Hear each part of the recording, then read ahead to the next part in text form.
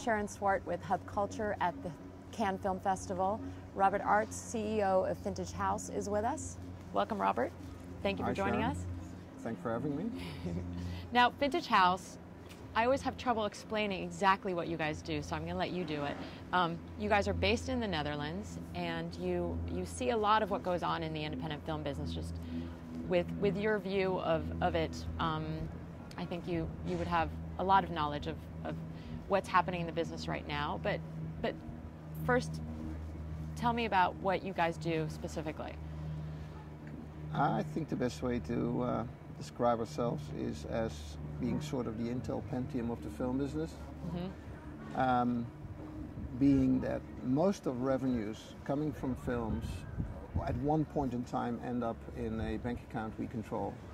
We either have the rights ourselves or we have it as a trustee on behalf of people who have produced movies. Today I was speaking to someone and I thought we weren't involved in that specific film, but then it turned out that in one angle, in this case, all sort of music publishing rights, which we also represent, was we had those rights. So it's very difficult to find a film where and not a single dollar would touch our account. So any internationally produced budget above a certain level of a film above a certain budget will see its money being under our control at some point in the life cycle of the film. What are your thoughts on where the business stands today?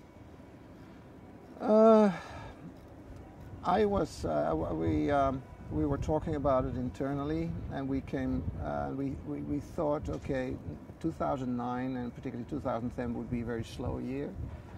But to our utter surprise, we have been more active than ever before. So we've done more films in this year and than ever before. And if you hear people in Los Angeles and London complain that there's not so much going on, I think people then refer to films which are financed by the regular banks, but there's still so much film production and film investment going on an individual basis, and also groups of films, either by high net worth individuals who are setting up their own production companies, or investors who have decided for whatever reason to put up some of their money in films.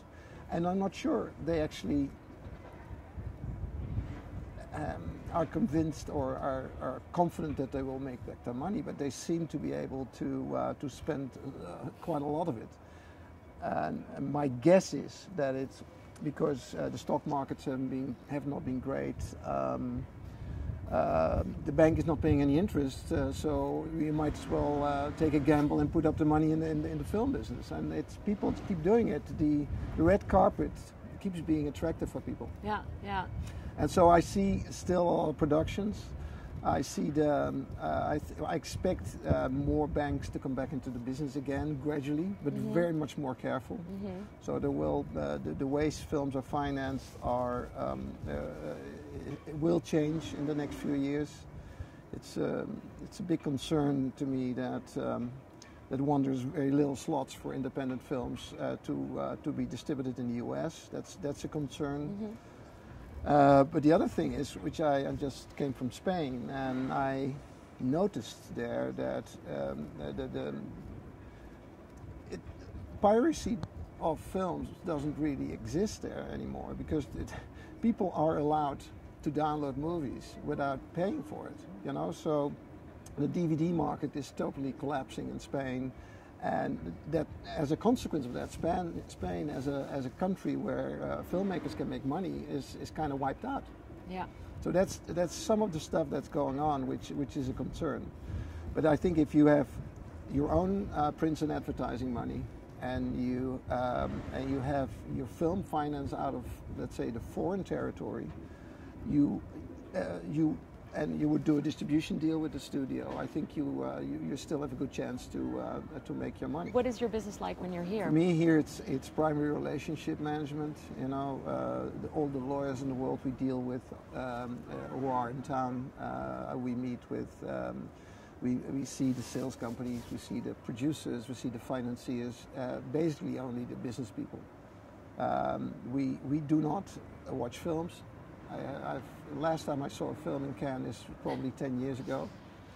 I never go to any red carpet events. It's strictly business. You keep talking. Yep. And at the end of the market, I know where the business stands. Yeah. But this is the beginning of the market, Sharon. Well, it's a few days into it. Anything you can surmise yet from? People are more upbeat, but the jury is out. You know, I haven't spoken enough to the sales companies, etc. But I have this I'm very old-fashioned approach. You know.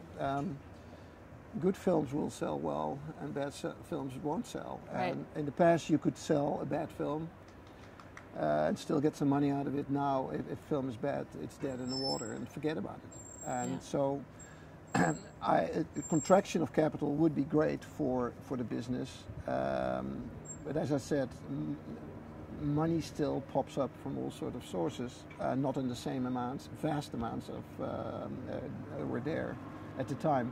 But less films might be better for the quality of the films in general. Yeah. Robbert, thank you for joining us. We are on the Future Films boat at the Cannes Film Festival. I'm Sharon Swart with Hub Culture.